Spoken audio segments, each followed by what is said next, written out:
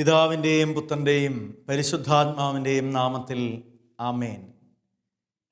ഈശോയിൽ സ്നേഹമുള്ളവരെ, വചനം തിരുവചനത്തിൻ്റെ ഇന്നത്തെ ശുശ്രൂഷയിലേക്ക് ദൈവവചനം കേട്ടുകൊണ്ട് നമുക്ക് പ്രവേശിക്കാം. വിശുദ്ധ യോഹന്നാൻ അറിയിച്ച സുവിശേഷം അധ്യായം 19 തിരുവചനങ്ങൾ 28 മുതൽ. അനന്തരം എല്ലാം നിറവേറി കഴിഞ്ഞുവെന്ന് അറിഞ്ഞ് തിരുവെഴുത്ത് പൂർത്തിയാകാൻ വേണ്ടി യേശു പറഞ്ഞു, എനിക്ക് ദാഹിക്കുന്നു. ഒരു പാത്രം നിറയെ വിനാഗിരി അവിടെ ഉണ്ടായിരുന്നു. അവർ വിനാഗിരിയിൽ കുതിർത്ത ഒരു നീർപ്പഞ്ഞി ഹിസോപ്പ് ചെടിയുടെ തണ്ടിൽ വച്ച് അവൻ്റെ ചുണ്ടോടടുപ്പിച്ചു. യേശു വിനാഗിരി സ്വീകരിച്ചിട്ട് പറഞ്ഞു, എല്ലാം പൂർത്തിയായിരിക്കുന്നു. അവൻ തലചായ്ച്ച് ആത്മാവിനെ സമർപ്പിച്ചു. ഈശോയിൽ സ്നേഹമുള്ളവരെ, ദൈവവചനത്തിൻ്റെ വഴികളിലൂടെ നമ്മൾ യാത്ര ചെയ്യുകയാണ്.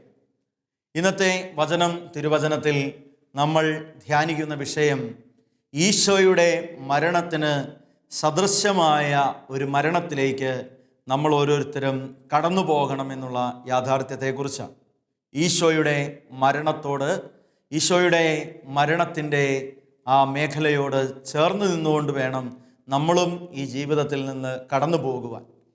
എല്ലാവരും മരണത്തെ ചിലപ്പോഴെങ്കിലും ഭയത്തോടുകൂടി നോക്കിക്കാണുന്ന ഒരു സാഹചര്യം ഉണ്ടാകുന്നു എന്ന് മനസ്സിലാക്കാൻ സാധിച്ചിട്ടുണ്ട്. മരണഭയം നമ്മളെയൊക്കെ ഗ്രസിക്കുന്ന ഒന്നായി മാറാറുണ്ട്. അവിടെയാണ് നമ്മളിപ്പോൾ ഈ പറഞ്ഞ വാക്യത്തിന് പ്രസക്തിയുള്ളത്. യേശുവിൻ്റെ മരണത്തോട് ചേർന്ന് നിന്നുകൊണ്ട് ഒരു മരണം നമുക്ക് സാധ്യമാകണം. നമ്മളെല്ലാവരും ഈ ഭൂമിയിൽ നിന്ന് ദൈവസന്നിധിയിലേക്ക് കടന്നു പോകുമ്പോൾ അത് യേശുക്രിസ്തുവിൻ്റെ മരണത്തിലെ പങ്കാളിത്തമാണെന്നുള്ള ബോധ്യം നമ്മുടെ ജീവിതത്തിൽ രൂപീകരിക്കാൻ നമുക്ക് സാധിക്കേണ്ടതുണ്ട്. യോഹന്നാൻ്റെ സുവിശേഷം 19 അധ്യായത്തിൻ്റെ 30 തിരുവചനത്തിൽ ഈശോ പറഞ്ഞ വാക്കുകൾ ഇപ്പോൾ നമ്മൾ വായിച്ചു കേട്ടു. അതിങ്ങനെയാണ്: എല്ലാം പൂർത്തിയായിരിക്കുന്നു. Everything is accomplished. എല്ലാം പൂർത്തിയായിരിക്കുന്നു. എല്ലാവർക്കും പൂർത്തിയാക്കേണ്ട ഒരു ദൗത്യമുണ്ട് എന്നുള്ള കാര്യം നമ്മൾ മനസ്സിലാക്കണം. നമ്മളിന്ന് ഈശോ ദൗത്യം പൂർത്തിയാക്കിയതിനെക്കുറിച്ച് വായിച്ചു കേട്ടതുപോലെ മനുഷ്യ ജീവിതത്തിന് എല്ലാവർക്കും ബാധിതമാകുന്ന ദൗത്യത്തിൻ്റെ മേഖലയുണ്ട് എന്നുള്ള സത്യം തിരിച്ചറിയണം. പ്രഭാഷകൻ്റെ പുസ്തകം 40 അധ്യായത്തിൻ്റെ 1 തിരുവചനം ഇങ്ങനെയാണ് പറയുന്നത്: നമ്മൾ മാതാവിൻ്റെ ഉദരത്തിൽ നിന്ന് പുറപ്പെട്ട് ഭൂമിയിലേക്ക് വരുന്നു തുടങ്ങി ഈ ലോകത്തിൽ നിന്ന് നമ്മൾ തിരിച്ചു പോകുന്നത് വരെ നമുക്കായി ധാരാളം ജോലി നിശ്ചയിക്കപ്പെട്ടിട്ടുണ്ട്. പ്രിയപ്പെട്ടവരെ, ഓരോ വ്യക്തിക്കും ദൈവം നിശ്ചയിച്ചിരിക്കുന്ന ജോലി ഉണ്ട്. അപ്പം അതായത് ദൈവത്തിന് നമ്മളെക്കുറിച്ചൊരു പദ്ധതിയുണ്ട്. ഈ ഭൂമിയിൽ ആരും യാദൃച്ഛികമായി ജനിച്ചു വീഴുന്നവരല്ല, മറിച്ച് ദൈവ പദ്ധതിയുടെ ഭാഗമായി ജനിച്ചു വീഴുന്നവരാണ്.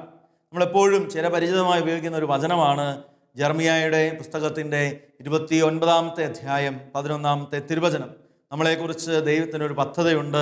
അത് നമ്മളെ ശുഭമായ ഭാവിയും പ്രത്യാശയും നമുക്ക് നൽകുന്നതാണ് എന്ന് നമ്മളെപ്പോഴും പറയുന്നതാണ്.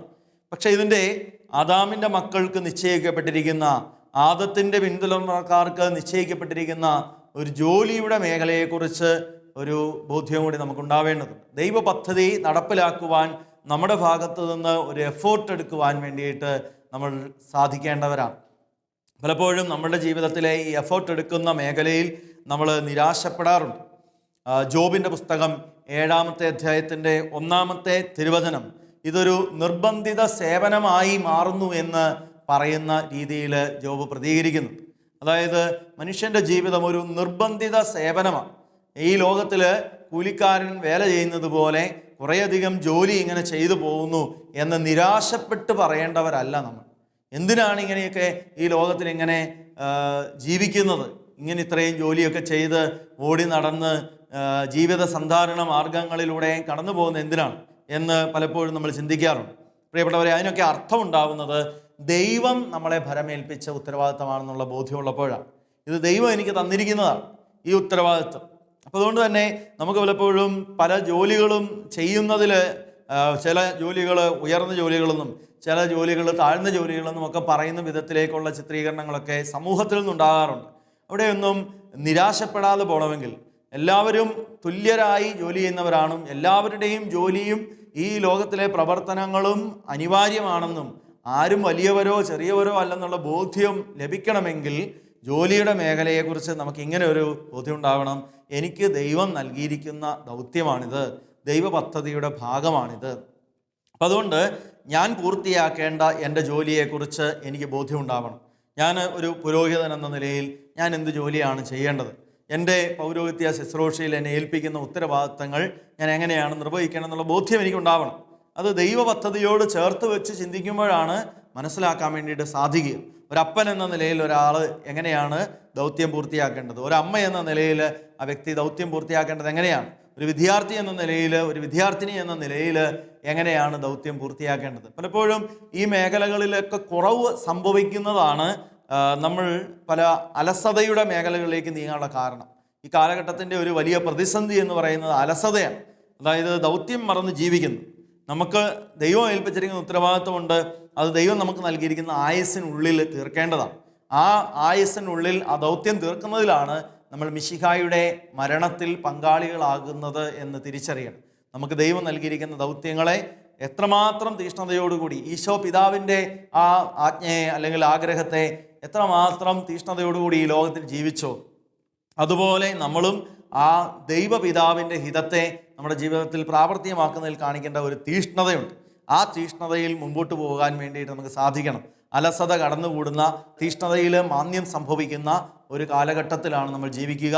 നമുക്ക് പല കാര്യങ്ങളും നാളെയാട്ടെ പിന്നെയാട്ടെ എന്ന് കരുതി മാറ്റി വയ്ക്കാനുള്ള പ്രവണതയുണ്ട്. ഇപ്പോൾ ജോലിയുടെ കാര്യത്തിൽ, പ്രത്യേകിച്ച് നമ്മുടെ ഉത്തരവാദിത്തങ്ങളുടെ കാര്യത്തിൽ നമുക്ക് വിട്ടുവീഴ്ചയില്ലാതെ ഉടനടി പ്രതികരിക്കാനും ഉടനടി കാര്യങ്ങൾ ചെയ്തു തീർക്കാനുമുള്ള തീഷ്ണത ഉണ്ടാവണം. അതാണ് എല്ലാം പൂർത്തിയായെന്ന് ഈശോയോട് ചേർന്ന് പറയുവാൻ നമ്മുടെ മരണനേരത്ത് നമ്മളെ സഹായിക്കുന്നത്. രണ്ടാമത്തെ കാര്യം, ഈ വചനം നമ്മളോട് പറയുന്നൊരു കാര്യമുണ്ട്, നിൻ്റെ ജോലിക്ക് ഒരു പ്രതിഫലമുണ്ട്. അത് നമ്മൾ ഇന്ന് സ്വീകരിക്കുന്ന ഏതെങ്കിലും ഭൗമികമായ പ്രതിഫലമല്ല, മറിച്ച് എന്താണ്? റെവലേഷൻ, ബുക്ക് ഓഫ് റെവലേഷൻ, വെളിപാട് പുസ്തകത്തിൻ്റെ 22-ാമത്തെ അധ്യായത്തിൻ്റെ 12-ാമത്തെ തിരുവചനം. വെളിപാട് പുസ്തകത്തിൻ്റെ 22-ാമത്തെ അധ്യായത്തിൻ്റെ 12-ാമത്തെ തിരുവചനം പറയുകയാണ്, ഇതാ ഞാൻ എല്ലാവർക്കും സമ്മാനം നൽകുവാൻ പോകുന്നു. കർത്താവിൻ്റെ രണ്ടാമത്തെ ആഗമനത്തിൽ നമ്മൾ സമ്മാനം നേടുവാനുള്ളവരാണ്. പിതാവിൻ്റെ ഇഷ്ടം നിറവേറ്റിയ പുത്രനായ ഈശോ ഇതാ നമുക്കും ലോകം മുഴുവനും നൽകിയ സമ്മാനം, അത് പിതാവിൽ നിന്ന് നേടിയെടുത്ത സമ്മാനമാണ്. അതാണ് ലോകത്തിൻ്റെ രക്ഷ. തൻ്റെ ജീവൻ ബലിയായി കൊടുത്തുകൊണ്ട്, തൻ്റെ ജീവനെ ബലിയായി അർപ്പിച്ചുകൊണ്ട് പിതാവിൻ്റെ ഇഷ്ടം നിറവേറ്റുന്നതിലൂടെ പുത്രനായ ഈശോ നേടിയെടുത്ത രക്ഷ, അത് പിതാവിൽ നിന്ന് നേടിയെടുത്ത സമ്മാനമാണ്. അതെൻ്റെ ജീവിതത്തിൽ നമുക്ക് വേണ്ടിയിട്ട് കൂടി അവൻ സ്വന്തമാക്കിയെന്ന് നമ്മൾ തിരിച്ചറിയണം. അപ്പം അതുകൊണ്ട് ഒരു വ്യക്തി, ഒരു കുടുംബനാഥൻ അല്ലെങ്കിൽ ഒരു കുടുംബനാഥ, ഒരു പുരുഷൻ, ഒരു സ്ത്രീ ദൈവസന്നിധിയിൽ പ്രതിഫലം സ്വീകരിക്കുമ്പോൾ ഓർക്കേണ്ട ഒരു കാര്യമുണ്ട്, അത് എനിക്ക് വേണ്ടി മാത്രമല്ല. ഞാൻ ഇന്ന് നന്മയിൽ ജീവിച്ചാൽ, ഞാൻ ഇന്ന് നല്ല രീതിയിൽ മുൻപോട്ട് പോയാൽ, ദൈവകൽപ്പനകളെയൊക്കെ പാലിച്ചുകൊണ്ട് നീതിനിഷ്ഠമായൊരു ജീവിതം സാധ്യമാക്കിയാൽ എനിക്കൊരു പ്രതിഫലമുണ്ട്. ആ പ്രതിഫലം ഞാൻ സ്വീകരിക്കുന്നത് എനിക്ക് വേണ്ടി മാത്രമല്ല, എൻ്റെ പക്ഷം ചേർന്ന് നിൽക്കുന്ന അല്ലെങ്കിൽ എന്നോട് ബന്ധപ്പെട്ട് നിൽക്കുന്ന എല്ലാവർക്കും വേണ്ടി കൂടിയാണ്. ഈ ഒരു കാലയളവിൽ പലപ്പോഴും മരിച്ചുപോയവർക്ക് വേണ്ടിയിട്ട് നമ്മൾ കൂടുതൽ പ്രാർത്ഥിക്കുന്ന ഒരു സാഹചര്യമുണ്ട്. അപ്പം മരിച്ചുപോയവർക്ക് വേണ്ടി പ്രാർത്ഥിക്കുന്നു, പ്രത്യേകിച്ച് ശുശ്രൂഷകളിലൂടെ, ധ്യാനങ്ങളിലൂടെയൊക്കെ മരിച്ചവർക്ക് വേണ്ടി പ്രാർത്ഥിക്കണം എന്നുള്ള ബോധ്യം ലഭിച്ചിട്ട് കുർബാന അർപ്പിക്കാൻ വരുന്നവരുണ്ട്, പ്രാർത്ഥനാ സഹായം ചോദിക്കുന്നവരുണ്ട്. പ്രിയപ്പെട്ട സഹോദരങ്ങളെ, അവർക്ക് വേണ്ടി നമ്മൾ പ്രാർത്ഥിക്കുമ്പോൾ നമ്മളെല്ലാം ഓർത്തിരിക്കേണ്ട ഒരു കാര്യമുണ്ട്. 2 കൊരിന്തോസ് ലേഖനം 5-ാമത്തെ അധ്യായത്തിൻ്റെ 10-ാമത്തെ തിരുവചനം. നമ്മൾ മറ്റുള്ളവർക്ക് വേണ്ടി, അതായത് നമുക്ക് മുൻപേ മരിച്ചുപോയവർക്ക് വേണ്ടി പ്രാർത്ഥിക്കുമ്പോൾ നമ്മൾ ഓർത്തിരിക്കേണ്ട ഒരു കാര്യം 2 കൊരിന്തോസ് ലേഖനം 5-ാമത്തെ അധ്യായത്തിൻ്റെ 10-ാമത്തെ തിരുവചനമാണ്. അതിങ്ങനെയാണ്, നമ്മൾ കർത്താവിൻ്റെ ന്യായാസനത്തിന് മുമ്പാകെ നിൽക്കേണ്ടവരാണ്. പ്രിയപ്പെട്ടവരെ, നമ്മൾ ശാരീരികതയിൽ ചെയ്ത എല്ലാ പ്രവർത്തികൾക്കും, നന്മയോ തിന്മയോ ആട്ടെ, എല്ലാ പ്രവർത്തികൾക്കും പ്രതിഫലം സ്വീകരിക്കുവാൻ കർത്താവിൻ്റെ ന്യായാസനത്തിന് മുമ്പാകെ നിൽക്കേണ്ടവരാണ്. നമ്മളെല്ലാവരും എന്താ ചെയ്യുന്നത്? നമ്മളെല്ലാവരും നമുക്ക് മുമ്പേ മരിച്ചുപോയവർക്ക് വേണ്ടി പ്രാർത്ഥിക്കുമ്പോൾ, അവരുടെ കടങ്ങൾ അടച്ചു കൊടുക്കണമെന്ന് പ്രാർത്ഥിക്കുമ്പോൾ, നമുക്ക് കിട്ടാൻ പോകുന്ന പ്രതിഫലത്തെക്കുറിച്ച് നമ്മൾ ചിന്തിക്കുന്നില്ല. അതായത് ഈ ലോകത്തിലായിരിക്കുമ്പോൾ, ഈ ലോകത്തെ നമ്മൾ ജീവിക്കുമ്പോൾ നമ്മൾ ഇന്നേ ചിന്തിച്ചു തുടങ്ങേണ്ട ഒരു കാര്യമാണ്, ഞാൻ ഇങ്ങനെയൊക്കെ ജീവിച്ചാൽ നാളെ എൻ്റെ ജീവിതത്തിൽ എന്ത് പ്രതിഫലമാണ് ദൈവം എനിക്ക് തരാൻ പോകുന്നത്? സ്വർഗവും നരകവും ഒക്കെ വിശ്വാസത്തിൽ ഇന്ന് ചോദ്യചിഹ്നങ്ങളായി മാറുന്ന ഒരു ആധുനിക കാലഘട്ടത്തിൽ നിന്നുകൊണ്ടാണ് ഞാൻ സംസാരിക്കുന്നത്. പ്രിയപ്പെട്ടവരെ, സ്വർഗമുണ്ടോ നരകമുണ്ടോ എന്നൊക്കെ ചോദിക്കുന്ന, അല്ലെങ്കിൽ യേശുക്രിസ്തു എന്ന് പറയുന്ന വ്യക്തി ജീവിച്ചിരുന്നു എന്ന് പോലും ചോദിക്കുന്ന മാമോദിസ സ്വീകരിച്ച ക്രിസ്ത്യാനികളെക്കുറിച്ച് പരാമർശിച്ചുകൊണ്ടാണ് ഈ വചനം നിങ്ങൾക്കായി ഇപ്പോൾ പറഞ്ഞുകൊണ്ടിരിക്കുക. പ്രിയപ്പെട്ടവരെ, നമ്മൾ വിശ്വസിക്കുന്ന വിശ്വാസ സത്യങ്ങളുടെ അടിസ്ഥാനത്തിൽ ബോധ്യപ്പെടേണ്ട ഒരു കാര്യമാണ്, ഞാൻ ശാരീരികതയിൽ ചെയ്യുന്ന നന്മ തിന്മകൾക്ക് പ്രതിഫലം സ്വീകരിക്കുവാൻ കർത്താവിൻ്റെ ന്യായാസനത്തിന് മുമ്പാകെ നിൽക്കണം. ഒരു വിട്ടുവീഴ്ചയില്ല, അതിനകത്തൊരു മാറ്റവും ഇല്ല. പ്രിയപ്പെട്ടവരെ, നമുക്കപ്പോൾ അതുകൊണ്ട് ദൈവസന്നിധിയിൽ ന്യായാസനത്തിൽ നിൽക്കുമ്പോൾ നാളെ നമുക്ക് വേണ്ടി ആര് പ്രാർത്ഥിക്കുമെന്നുള്ള ഒരു ചോദ്യവും കൂടെ നമ്മൾ ചോദിക്കണം. വിശ്വപ്രസിദ്ധമായ ഒരു പുസ്തകത്തിൻ്റെ പേരാണ് who will cry when you dye. നമ്മളെല്ലാം കേട്ടിട്ടുള്ളതാണ്. നീ മരിച്ചാൽ ആര് നിനക്ക് വേണ്ടി കരയും എന്നൊരു ചോദ്യം. പ്രിയമുള്ളവരെ, who will cry when you will die. നീ മരിക്കുമ്പോൾ നിനക്ക് വേണ്ടിയിട്ട് ആര് പ്രാർത്ഥിക്കുമെന്നൊരു ചോദ്യം കൂടെ ചോദിക്കേണ്ടതുണ്ട്. നീ മരിക്കുമ്പോൾ നിനക്ക് വേണ്ടി ആര് പ്രാർത്ഥിക്കും? ഇന്നത്തെ ഒരു തലമുറയുടെ പോക്ക് മുമ്പോട്ട് കണ്ടിട്ട് ഇന്ന് നമ്മൾ പ്രാർത്ഥിക്കുന്നത് പോലെ നാളത്തെ തലമുറയിൽ നമുക്ക് വേണ്ടി ഇത്ര തീഷ്ണതയോടുകൂടി പ്രാർത്ഥിക്കാൻ ആളുണ്ടാകുമെന്ന് നിങ്ങൾ ചിന്തിക്കുന്നുണ്ട്? വിശ്വാസത്തിന് കുറവ് സംഭവിച്ചുകൊണ്ടിരിക്കുന്ന, ഇടിവ് സംഭവിച്ചിരിക്കുന്ന കാലഘട്ടത്തിൽ പ്രിയപ്പെട്ടവരെ, മറ്റുള്ളവരുടെ പ്രാർത്ഥനയിൽ ആശ്രയിച്ച് സ്വർഗം നേടാൻ വേണ്ടിയിട്ട് കാത്തു നിൽക്കാതെ ഇന്ന് നമ്മൾ മരിച്ചവർക്ക് വേണ്ടിയിട്ട് പ്രാർത്ഥിക്കുന്നത് പോലെ നാളെ നമുക്ക് വേണ്ടി പ്രാർത്ഥിക്കുവാൻ ഒരുപക്ഷെ ആളുകൾ ഉണ്ടാകാൻ സാധ്യത കുറവുണ്ട് എന്നുള്ള ആ മേഖലയെ ഓർമ്മയിൽ സൂക്ഷിച്ചുകൊണ്ട് നമ്മുടെ ജീവിതത്തിന് ഒരു മാറ്റം വരുത്താൻ നമ്മൾ തയ്യാറാകും. അതായത് നല്ല മരണത്തിനു വേണ്ടി ഒരുങ്ങാൻ നമുക്ക് സാധിക്കണം. ഇത് ഒരു പക്ഷേ വാർദ്ധക്യത്തിലേക്ക് പോയവരെക്കുറിച്ചോ പ്രായമായവരെക്കുറിച്ചോ മാത്രമൊന്നുമല്ല ഞാൻ ഈ പറയുന്നത്. ഞാനും നിങ്ങളും ഏത് പ്രായത്തിലുള്ളവരാണെങ്കിലും അത് ഈ കാലഘട്ടത്തിൻ്റെ ഒരു ആവശ്യമാണ്. മരണം എന്ന് പറയുന്നത് ദൈവസന്നിധിയിൽ പ്രതിഫലം സ്വീകരിക്കാൻ കടന്നു പോകേണ്ട ഒരു കവാടമാണ്. മരണം എന്ന് പറയുന്ന കവാടത്തിലൂടെയാണ് ദൈവസന്നിധിയിലേക്ക് പ്രതിഫലം സ്വീകരിക്കുവാൻ വേണ്ടിയിട്ട് ഞാനും നിങ്ങളും കടന്നു പോകേണ്ടത്. കർത്താവിൻ്റെ ന്യായാസനത്തിന് മുമ്പാകെ നിൽക്കേണ്ടി വരും. നമുക്ക് കർത്താവ് പ്രതിഫലം നൽകുകയും ചെയ്യും. അതുകൊണ്ട് മരിച്ചുപോയവർക്ക് വേണ്ടി പ്രാർത്ഥിക്കുന്നതോടൊപ്പം ജീവിച്ചിരിക്കുന്ന നമ്മുടെ ജീവിതത്തെ ക്രമപ്പെടുത്തുക. പ്രതിഫലം നല്ലത് സ്വീകരിക്കുവാൻ, നാളെ നമുക്ക് വേണ്ടി ഇങ്ങനെ പ്രാർത്ഥിക്കാൻ ആരുമില്ല എന്നുള്ള ഒരു ചിന്തയെ മനസ്സിൽ സൂക്ഷിച്ചുകൊണ്ട് ആശങ്കപ്പെടാനല്ല, മറിച്ച് നിരാശപ്പെട്ട് ചിന്തിക്കാനുമല്ല, മറിച്ച് ഒരു പോസിറ്റീവായിട്ട് അതിനെ എടുത്തുകൊണ്ട് നമ്മൾ അല്പം കൂടി ജാഗരൂകതയോടുകൂടി പ്രാർത്ഥനാപൂർവം മുമ്പോട്ട് പോകേണ്ടതുണ്ട്. മൂന്നാമതായിട്ട്, മരണം തടസ്സപ്പെടുത്തുന്ന ഭയത്തെ നിരാകരിക്കുക എന്നുള്ളതാണ്. ഈ കഴിഞ്ഞ നാളുകളിൽ ആത്മീയ ശുശ്രൂഷകളിൽ എൻ്റെ ശ്രദ്ധയിൽപ്പെട്ട ഒരു പ്രാർത്ഥനയുണ്ട്. ആ പ്രാർത്ഥന ഇങ്ങനെയാണ്: ഈ ആത്മാവ് ന്യായമായും സ്വീകരിക്കേണ്ടി വരും എന്ന് ഭയപ്പെടുന്ന ശിക്ഷയിൽ നിന്ന് ഇളവ് ലഭിക്കുവാൻ വേണ്ടിയിട്ട് പ്രാർത്ഥിക്കുന്നു. ആസന്ന മരണനായ ഒരു വ്യക്തിക്ക് വേണ്ടി, മരിക്കാൻ കിടക്കുന്ന ഒരു വ്യക്തിക്ക് വേണ്ടി പ്രാർത്ഥിക്കാൻ ചെല്ലുമ്പോൾ എന്ത് പ്രാർത്ഥിക്കണം എന്ന് തിരുസഭ പറഞ്ഞു തന്നിരിക്കുന്ന പ്രാർത്ഥനയാണ്. സഭയുടെ പ്രാർത്ഥനകളിലെ ഒരു പ്രാർത്ഥനയിലെ ഒരു സെൻറ്റൻസാണ് ഞാൻ നിങ്ങളുടെ മുമ്പിൽ ഇപ്പോൾ വായിച്ചത്. അതായത്, ഈ ആത്മാവ് വരാനിരിക്കുന്ന തൻ്റെ ജീവിതകാലത്ത് സ്വീകരിക്കാൻ പോകുന്ന ശിക്ഷയെക്കുറിച്ച്, അതായത് ആ വ്യക്തി കടങ്ങളും പാപങ്ങളും ഒക്കെയുള്ള വ്യക്തിയാണെങ്കിൽ, ആ വ്യക്തി അനുദപിച്ചിട്ടില്ലെങ്കിൽ, ആ വ്യക്തിയിൽ വിശുദ്ധീകരണം സംഭവിച്ചിട്ടില്ലെങ്കിൽ, മരണാസന്നയായി കിടക്കുമ്പോൾ ആ വ്യക്തിയുടെ മനസ്സിലേക്ക് ഈ ചിന്തകളൊക്കെ കടന്നു വരും. അത് മരിക്കാൻ ഭയമുളവാക്കും. അതായത് മരണമെന്ന് പറയുന്ന കാര്യം വളരെ ഈസി ആയിട്ട്, വളരെ ലൈറ്റായിട്ട് സംഭവിക്കേണ്ട ഒരു കാര്യമാണ്. അതൊരു ഹെവി ആയിട്ടുള്ള ഒരു കാര്യമായി തോന്നുകയും മരിക്കാൻ പറ്റാതെ വരികയും ചെയ്യുന്ന സാഹചര്യമുണ്ട്. അപ്പോൾ അവരെ സഹായിക്കാൻ വേണ്ടിയാണ് തിരുസഭ ഇങ്ങനെ ഒരു പ്രാർത്ഥന കൊടുത്തിരിക്കുന്നത്. ആ പ്രാർത്ഥന ഇങ്ങനെയാണ്: ഇയാളുടെ കടങ്ങളും പാപങ്ങളും ഇയാളുടെ നേർച്ചകളും ഇയാൾ ജീവിതകാലത്ത് എടുത്തിട്ടുള്ള എല്ലാ കാര്യങ്ങളും മോചിക്കുകയാണ്. ദൈവകൃപയാൽ ഒരു പുരോഹിതൻ മോചിച്ചു കൊടുക്കുകയാണ്. നമ്മൾ ചിലപ്പോൾ അറിഞ്ഞോ അറിയാതെയോ നടത്തിയ നേർച്ചകളും കാഴ്ചകളും ഒക്കെ കാണും. അതൊന്നും ഓർക്കുന്നു പോലും ഇല്ല, അതൊക്കെ മറന്നുപോയി. അവസാനം മരിക്കാൻ കിടക്കുമ്പോൾ ഈ നേർച്ചകളും കാഴ്ചകളും കടങ്ങളും ഒക്കെ അവിടെ കിടക്കുകയാണ്. അപ്പോൾ അതൊക്കെ ആര് മോചിക്കും? ആർക്ക് മോചിക്കാൻ സാധിക്കും? യേശുക്രിസ്തുവിൻ്റെ തിരുരക്തത്തിൻ്റെ കുരിശുമരണത്തിൻ്റെ യോഗ്യതകളാൽ, ഈശോമിശിഹായുടെ തിരുശരീര രക്തങ്ങളുടെ അഭിഷേകത്താൽ ഒരു പുരോഹിതൻ അതെല്ലാം മോചിക്കുകയാണ്. വിശുദ്ധ കുമ്പസാരത്തിൽ സംഭവിക്കുന്നത് പോലെ തന്നെ ഒരു മോചനം കൊടുത്ത് പ്രാർത്ഥിക്കാൻ വേണ്ടിയിട്ട് ആവശ്യപ്പെടുകയാണ്. പ്രിയപ്പെട്ട സഹോദരങ്ങളെ, ഈ ശുശ്രൂഷയിൽ ആയിരിക്കുമ്പോൾ നമ്മൾ മനസ്സിലാക്കുന്ന ഒരു കാര്യം ഇതാണ്: മരിക്കാൻ തടസ്സമായ ഭയം ഗ്രസിച്ച വ്യക്തികളുണ്ട്. അതായത് മരിക്കാതെ കിടക്കുകയാണ്, അത് വീട്ടുകാർ നോക്കുന്നു, അവരിങ്ങനെ ശുശ്രൂഷിക്കുന്നു, വളരെ ബുദ്ധിമുട്ടാണ് ശുശ്രൂഷ. കാരണം ബെഡ് റിഡൻ ആയിട്ടുള്ള ഒത്തിരി രോഗങ്ങളും സഹനങ്ങളും ഒക്കെ ഉള്ള ഒരു സാഹചര്യം. അപ്പം ഈ വ്യക്തി മരിക്കണമെന്ന് ചുറ്റും നിൽക്കുന്ന എല്ലാവരും നല്ലൊരു മരണം കിട്ടണമെന്ന് പ്രാർത്ഥിക്കുന്ന ഒരു സാഹചര്യമുണ്ട്. പ്രിയപ്പെട്ട സഹോദരങ്ങളെ, അപ്പോൾ ഈ ഒരു സാഹചര്യത്തിൽ നമ്മൾ മനസ്സിലാക്കേണ്ട ഒരു കാര്യമുണ്ട്. ആ ആത്മാവിൽ ചിലപ്പോൾ ഒരു ഭയം കാണും.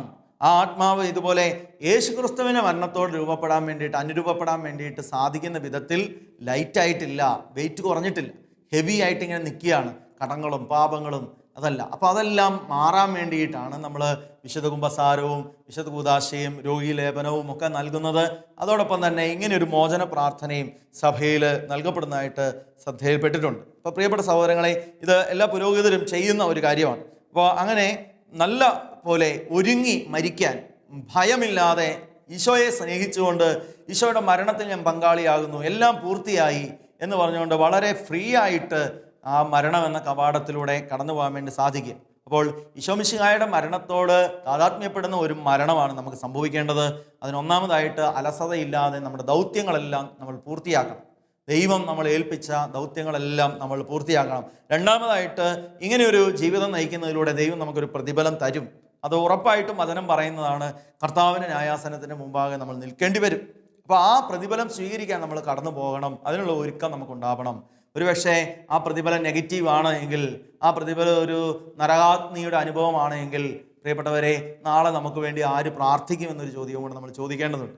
ഇന്ന് നമ്മൾ അനേകർക്ക് വേണ്ടി, നമ്മൾ പൂർവികർക്ക് വേണ്ടിയിട്ടൊക്കെ അവരുടെ നിത്യാശ്വാസത്തിന് വേണ്ടിയൊക്കെ പ്രാർത്ഥിക്കുന്നുണ്ട്. പക്ഷേ പ്രിയമുള്ളവരെ, who will pray when you dye എന്നുള്ളൊരു ചോദ്യം നമ്മൾ ചോദിക്കേണ്ടതുണ്ട്. മൂന്നാമതായിട്ട് നമ്മൾ മനസ്സിലാക്കുന്നത് മരണഭയത്തിൻ്റെ മേഖലയുണ്ട്. ഒരുപക്ഷെ ഈ ആത്മാവ് ഭയപ്പെട്ടുകൊണ്ടിരിക്കുകയാണ്, എനിക്ക് ഇന്ന ശിക്ഷ കിട്ടുമല്ലോ, ഞാൻ ഇതിനെക്കുറിച്ച് അനുദപിച്ചില്ലല്ലോ എന്ന്. അപ്പോൾ ആ മേഖലകളെക്കുറിച്ച് ഒരു മോചനം കൊടുക്കാൻ വേണ്ടിയിട്ട് തിരുസഭ അധികാരപ്പെടുത്തിയിരിക്കുന്ന ഒരു സംവിധാനമുണ്ട് എന്നുള്ള കാര്യവും നമ്മൾ തിരിച്ചറിയണം. അതുകൊണ്ട് മരണാസന്നരായ വ്യക്തികൾക്ക് വേണ്ടിയിട്ട് നന്നായി പ്രാർത്ഥിക്കുവാൻ, ജപങ്ങൾ ചൊല്ലി പ്രാർത്ഥിക്കുവാൻ, പ്രാർത്ഥനയ്ക്കായിട്ട് പുരോഹിതരെ വിളിച്ചുകൊണ്ട് വരാൻ വേണ്ടിയിട്ടൊക്കെ ഭവനങ്ങളിൽ തയ്യാറാകേണ്ടതുണ്ട്. ഇങ്ങനെ കിടന്ന് കഷ്ടപ്പെടാതെ, ഇങ്ങനെ കിടന്ന് രോഗത്തിൻ്റെ പീഡകളൊക്കെ സഹിച്ച് ഇങ്ങനെ കിടന്ന് നരകിച്ച് ജീവിക്കുന്നു എന്നൊക്കെ പലപ്പോഴും പല വ്യക്തികളും പറയുന്ന അവസ്ഥയുണ്ട്. അപ്പോൾ ആ അവസ്ഥയിൽ നിന്നൊക്കെ മാറാൻ വേണ്ടിയിട്ട് പ്രിയപ്പെട്ടവരെ, യേശുക്രിസ്തുവിൻ്റെ മരണത്തോട് അനുരൂപപ്പെടാൻ വേണ്ടിയിട്ടുള്ളത് പ്രാർത്ഥനാ ജീവിതമാണ് നമ്മൾ നയിക്കേണ്ടത്. നാലാമതായിട്ട് മരണം മയക്കമാണ് എന്നുള്ളത് നമ്മൾ മനസ്സിലാക്കണം. മരണം എന്ന് പറയുന്നത് ഒരു നിദ്രയാണ്. ആ നിദ്ര വിട്ട് ഉണരുമ്പോൾ സ്വർഗീയ അനുഭവത്തിലേക്ക് നമ്മൾ കടന്നു പോകും. ഈശോ തന്നെ അങ്ങനെയാണ് വിളിച്ചത്. ലാസർ ഉറങ്ങുകയാണെന്നാണ് ഈശോ പറഞ്ഞത്. ബാലിക ഉറങ്ങുകയാണെന്നാണ് ഈശോ പറഞ്ഞത്. യോഹന്നാന്റെ സുവിശേഷം 11-ാമത്തെ അധ്യായത്തിൽ ലാസറിനെ ഉയർപ്പിക്കാൻ വേണ്ടിയിട്ട് പോകുമ്പോൾ ഈശോ പറയുന്നുണ്ട്, ലാസർ മരിച്ചിട്ടില്ല, അവൻ ഉറങ്ങുകയാണ്. ശിഷ്യന്മാർ തെറ്റിദ്ധരിച്ചു അത് ശാരീരികമായ ഭൗതികമായ ഉറക്കമാണ്. അല്ല, ഇതൊരു ആത്മീയ നിദ്രയാണ്. നിദ്ര പ്രാപിച്ചവർ, കർത്താവിൽ നിദ്ര പ്രാപിച്ചവരാണ് മരണം വരിച്ചവർ. അപ്പോൾ ഈ അത്രയും ശാലീനമായ, അത്രയും ശാന്തമായ സെർണിറ്റി ഉള്ള ഒരു കാര്യമാണ് മരണം എന്ന് പറയുന്നത്. നമ്മൾ ഉറങ്ങി കിടക്കുന്ന പോലെ കടന്നു പോകേണ്ട ഒരു കാര്യമാണ്. അത് വളരെ ശാന്തമായി സംഭവിക്കേണ്ട ഒരു കാര്യമാണ്. അപ്പോൾ അതിൻ്റെ അകത്ത് ഈശോ മിശിഹായോട് നമ്മൾ ചേർന്ന് നിൽക്കുന്നെങ്കിൽ മാത്രമേ അത് സംഭവിക്കുകയുള്ളൂ. കർത്താവിൽ നമ്മൾ നിദ്ര പ്രാപിക്കുക എന്നുള്ളതാണ് നമ്മുടെ ജീവിതത്തിൽ നമുക്ക് സംഭവിക്കേണ്ടത്. അല്ലാതെ മരണത്തിൻ്റെ മേഖലയിൽ നമ്മൾ ഭയത്തോടു കൂടി ഉള്ള ഒരു സമീപനമല്ല നമ്മൾ നടത്തേണ്ടത്. ഇതൊരു മയക്കമാണെന്നുള്ള ചിന്തയിൽ നമ്മൾ മനസ്സിലാക്കി മുമ്പോട്ട് പോകണം. ഡെത്ത് എന്നൊരു വാക്കുണ്ട് ഇംഗ്ലീഷിൽ. ഡെത്ത്, മരണത്തെ സൂചിപ്പിക്കുന്ന വാക്ക് ഡെത്ത്. അതിൻ്റെ ഓരോ ആൽഫബറ്റിനും ഓരോ അക്ഷരത്തിനും ഓരോ അർത്ഥം കൊടുത്തിരിക്കുന്നത് ഇങ്ങനെയാണ്: dormition, expecting, amazing tents in heaven. Dormition, expecting, amazing tents in heaven. മരണം മയക്കമാണെന്ന് പറയുമ്പോൾ എന്തിനുള്ള മയക്കമാണ്? ഡോർമേഷൻ, ഉറക്കം. എന്തിനുള്ള ഉറക്കമാണ് അത്? എക്സ്പെക്റ്റിംഗ് ആണ്, പ്രതീക്ഷിക്കുകയാണ്. എന്തിനു വേണ്ടിയിട്ട്? അമൈസിങ് ടെൻസ്, സ്വർഗത്തിലെ വിസ്മയനീയമായ കൂടാരങ്ങൾ. അമേസിങ് ടെൻസ് ഇൻ ഹെവൻ, സ്വർഗത്തിലെ കമനീയമായ കൂടാരങ്ങൾ. ഈശോ പറഞ്ഞിട്ടുണ്ട്, പിതാവിൻ്റെ അടുക്കൽ ഞാൻ പോകുന്നത് നിങ്ങൾക്ക് വാസഗേഹം ഒരുക്കാനാണ്. ഞാനത് ഒരുക്കി കഴിയുമ്പോൾ വന്ന് നിങ്ങളെ കൂട്ടിക്കൊണ്ടുപോകും. പ്രിയമുള്ളവരെ, പിതാവിൻ്റെ അടുക്കൽ നമുക്കായി ഒരുക്കിയിരിക്കുന്ന വിസ്മയനീയമായ കമനീയമായ കൂടാരങ്ങളിലേക്ക് നമ്മൾ കടന്നു പോവുകയാണ്. അപ്പം മരണം എന്ന് പറയുന്നത് ഒരു യാത്രയാണ്, ഒരു കടന്നുപോക്കാണ്. അത് വളരെ നിദ്രയിലൂടെ കടന്നു പോവുകയാണ്. ഡോർമേഷനാണ്, ഉറക്കമാണ്. ഡെത്ത് എന്ന് പറയുന്നത് dormition, expecting amazing tents in heaven. സ്വർഗത്തിലെ കമനീയ കൂടാരങ്ങൾ പാർത്തുകൊണ്ട് നമ്മൾ ശാന്തമായി ഉറങ്ങുകയാണ്. അപ്പം അതുകൊണ്ട് പ്രിയപ്പെട്ടവരെ, മരണഭയത്തിന് പകരം ഈശോ മിശിഹായിൽ ഞാൻ ഒരു പുതിയ ജീവിതത്തിലേക്ക് കടന്നു പോകുന്നു, സ്വർഗീയ കൂടാരത്തിലേക്ക് ഞാൻ കടന്നു പോകുന്നു എന്നുള്ള ബോധ്യം എനിക്കുണ്ടാവണം. അപ്പം മരണപ്പെട്ടു പോയ നമ്മുടെ പ്രിയപ്പെട്ടവർക്ക് വേണ്ടി നമ്മൾ പ്രാർത്ഥിക്കുമ്പോൾ, കർത്താവെ അവർക്ക് സ്വർഗീയമായ ഈ ഭവനം നൽകി, ഈ കമനീയ കൂടാരം നൽകി അവരെ അനുഗ്രഹിക്കണമേ എന്ന് പ്രാർത്ഥന കൂട്ടിച്ചേർക്കാൻ വേണ്ടി നമുക്ക് സാധിക്കേണ്ടതുണ്ട്. ഇനി അഞ്ചാമതായിട്ട്, മരണം മിശിഹായുടെ സാദൃശ്യത്തിലേക്കുള്ള രൂപാന്തരമാണ് എന്നുള്ള കാര്യം ഓർക്കുക. അതായത് നമ്മുടെ ഭൗതിക ശരീരത്തിൻ്റെ എക്സിസ്റ്റൻസിൽ നിന്ന് നമ്മൾ മാറി ശരീരത്തിന് മാറ്റം വരികയാണ്. അതായത് രൂപാന്തരപ്പെട്ട ശരീരമായി മാറുകയാണ്. ശരീരത്തിൻ്റെ ഉയർപ്പിലും വിശ്വസിക്കുന്നവരാണ് നമ്മൾ. പലപ്പോഴും ആത്മാവിനെക്കുറിച്ച് മാത്രമാണ് പറയുന്നതെങ്കിലും ശരീരം ഉയർക്കും എന്ന് നമ്മൾ വിശ്വാസം പ്രഖ്യാപിക്കുന്നുണ്ട്. ശരീരങ്ങളുടെ ഉയർപ്പിൽ ഞാൻ വിശ്വസിക്കുന്നു. ഈ ശരീരം ഉയർക്കും, പക്ഷേ ഈ ശരീരം ഇങ്ങനത്തെ ഒരു നേച്ചർ അല്ല ഇതിനുള്ളത്. ഇതിനെക്കുറിച്ച് വിശദമായി പൗലോസ് അപ്പസ്തോലൻ പ്രതിപാദിക്കുന്നത് 1 കൊറിന്തോസ് ലേഖനത്തിൻ്റെ 15-ാമത്തെ അധ്യായത്തിലാണ്. 52, 53 വചനങ്ങളിൽ ഇങ്ങനെയാണ് പറയുന്നത്: കണ്ണിമയ്ക്കുന്നത്ര വേഗത്തിൽ നാം രൂപാന്തരപ്പെടും. 1 കൊറിന്തോസ് ലേഖനത്തിൻ്റെ 15-ാമത്തെ അധ്യായം 52, 53 വചനങ്ങൾ. വേഗത്തിൽ സംഭവിക്കുന്ന ഒരു കാര്യം, അതിവേഗത്തിൽ സംഭവിക്കുന്ന ഒരു കാര്യം, ക്രമേണ അത് നമ്മുടെ ജീവിതത്തിൽ അതിന് അനുപേക്ഷണീയമായ സാഹചര്യങ്ങൾ നമ്മൾ ഒരുക്കി കൊടുക്കേണ്ടതുണ്ട്. എന്ന് പറഞ്ഞാൽ രൂപാന്തരപ്പെട്ട ശരീരത്തെ സ്വീകരിച്ചുകൊണ്ട് ആ ശരീരത്തിലേക്ക് നമ്മൾ രൂപപ്പെടേണ്ടതുണ്ട്. ഞാൻ പറഞ്ഞു വരുന്നത്, ഈശോ മിശിഹായുടെ രൂപാന്തരപ്പെട്ട ശരീരത്തെ അനുദിനം ഉൾക്കൊള്ളാൻ സാധിക്കുന്നത് വിശുദ്ധ കുർബാനയിലാണ്.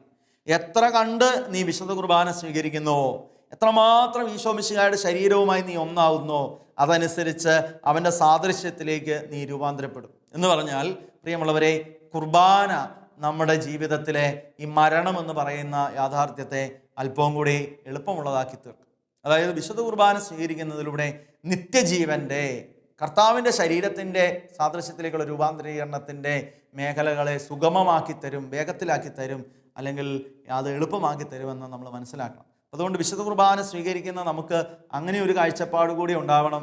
ഞാനിപ്പോൾ സ്വീകരിക്കുന്ന ഈശോ മിശിഹായുടെ രൂപാന്തരപ്പെട്ട ശരീരം, ആ ശരീരത്തിൻ്റെ സാദൃശ്യത്തിലേക്കാണല്ലോ ഞാൻ മാറേണ്ടത്, ഞാൻ രൂപാന്തരപ്പെടേണ്ടത്, എൻ്റെ ജീവിതത്തിൻ്റെ ഒടുക്കം ഞാൻ ചെന്നെത്തേണ്ടത്. അപ്പോൾ അതുകൊണ്ട് കർത്താവേ, ഈ ശരീരത്തിൻ്റെ സവിശേഷതകളെ എത്രമാത്രം ഇന്ന് ഭൗമിക ജീവിതത്തിലായിരിക്കുമ്പോൾ തന്നെ എനിക്ക് സ്വീകരിക്കാൻ സാധിക്കുമോ അത്രയും എനിക്ക് സ്വീകരിക്കാനുള്ള കൃപ തരണമേ എന്ന് ഓരോ ദിവ്യകാരുണ്യ സ്വീകരണത്തിലും പ്രാർത്ഥിക്കാൻ നമുക്ക് സാധിക്കണം. പ്രിയപ്പെട്ടവരെ, ഏറ്റവും അവസാനം നമുക്ക് ഇങ്ങനെ മനസ്സിലാക്കാൻ സാധിക്കണം: അവനോടുകൂടെ മരിക്കുന്നവർ അവനോടുകൂടെ ജീവിക്കും. റോമാലേഖനത്തിൻ്റെ 6-ാമത്തെ അധ്യായം 8-ാമത്തെ തിരുവചനം പറയുകയാണ്, അവനോടുകൂടെ മരിക്കുന്നവർ മാത്രമേ അവനോടുകൂടെ ജീവിക്കുകയുള്ളൂ. ഞാൻ ഇന്ന് നിങ്ങളോട് പങ്കുവച്ച ഈ വചനത്തിൻ്റെ വഴികൾ മുഴുവനും പ്രിയമുള്ളവരെ, എങ്ങനെ ഈശോ മിശിഹായുടെ മരണത്തോട് താദാത്മ്യപ്പെട്ട ഒരു മരണം നമുക്ക് സ്വന്തമാക്കാം. ഈ മരണം എന്ന് പറയുന്നത് ഈ ദൗത്യം പൂർത്തിയാക്കിക്കൊണ്ടുള്ള ഒരു മരണമാണ്. പ്രതിഫലം സ്വീകരിക്കാനുള്ള ഒരുക്കമാണ്. ഭയങ്ങൾ മാറ്റിവെച്ചുകൊണ്ട് പ്രതിഫലം സ്വീകരിക്കാൻ പോകുമ്പോൾ എന്നെ ശിക്ഷിക്കുമോ എന്നുള്ള ഭയം മാറ്റാൻ വേണ്ടിയിട്ട് ഇന്നേ നമ്മൾ പ്രാർത്ഥിച്ചൊരുങ്ങുക. അതിനു വേണ്ടിയിട്ടുള്ള കൃപ സ്വന്തമാക്കുക. മരണം ഒരു മയക്കമാണ്, ഉറക്കമാണ്. നിത്യതയുടെ കമനീയ കൂടാരങ്ങളിൽ വീണ്ടും ഉണരാൻ വേണ്ടി നമ്മൾ ഉറങ്ങുന്നു എന്നുള്ള സത്യം മനസ്സിലാക്കുക. മരണം മിശിഹായുടെ രൂപാന്തരീകരിക്കപ്പെട്ട രൂപത്തിലേക്കുള്ള ഒരു കടന്നുപോകലാണ്. അത് കണ്ണിമയ്ക്കുന്നത്ര വേഗത്തിൽ സംഭവിക്കുമെന്ന് പൗലോസ് അപ്പോസ്തലൻ നമ്മളോട് പറയുന്നു. ഈശോ മിശിഹായോട് ചേർന്നവർക്ക് മാത്രമേ ഈശോ മിശിഹായോട് ചേർന്ന് ജീവിക്കാൻ സാധിക്കുകയുള്ളൂ. അവൻ്റെ മരണത്തോട് ചേർന്നവർക്ക് മാത്രമേ അവൻ്റെ ജീവനിലും പങ്കാളികളാകാൻ സാധിക്കുകയുള്ളൂ. പ്രിയപ്പെട്ടവരെ, മരണമാണ് ഇന്ന് നമ്മൾ ധ്യാനിച്ച വിഷയം എന്നുള്ളതുകൊണ്ട് നമുക്ക് ഈശോ മിശിഹായുടെ കുരിശുമരണത്തിൻ്റെ യോഗ്യത നമ്മുടെ ജീവിതത്തിൽ ഏറ്റുവാങ്ങാനുള്ള കൃപയ്ക്കായിട്ട് കൂടുതൽ പ്രാർത്ഥിക്കാം. പിതാവും പുത്രനും പരിശുദ്ധാത്മാവുമായ തൃത്വൈക ദൈവമേ, അങ്ങേ ഞങ്ങൾ ആരാധിക്കുകയും സ്തുതിക്കുകയും ചെയ്യുന്നു. കുരിശുമരണത്തിൻ്റെ യോഗ്യതയാൽ ഞങ്ങളുടെ കടങ്ങളും പാപങ്ങളും നിത്യനരാഗ്നിയിലേക്ക് പോകുവാൻ സാധ്യതയുള്ള ഞങ്ങളുടെ ബന്ധനങ്ങളുടെ മേഖലകളും ഞങ്ങളിൽ നിന്ന് നീക്കണമേ എന്ന് ഞങ്ങൾ പ്രാർത്ഥിക്കുന്നു. കർത്താവെ, രൂപാന്തരപ്പെട്ട നിൻ്റെ ശരീരത്തോട് അനുദിനം ഒന്നാകുന്ന കുർബാന അനുഭവം ഞങ്ങൾക്ക് പകർന്നു നൽകണമേ. നിത്യതയുടെ കമനീയ കൂടാരത്തിൽ വീണ്ടും ജനിക്കുവാൻ, വീണ്ടും ഉണരുവാനുള്ള അഭിഷേകം ഞങ്ങൾക്കായി നൽകണമേ. നിത്യം പിതാവും പുത്രനും പരിശുദ്ധാത്മാവുമായ സർവേശ്വര എന്നേക്കും. ആമേൻ.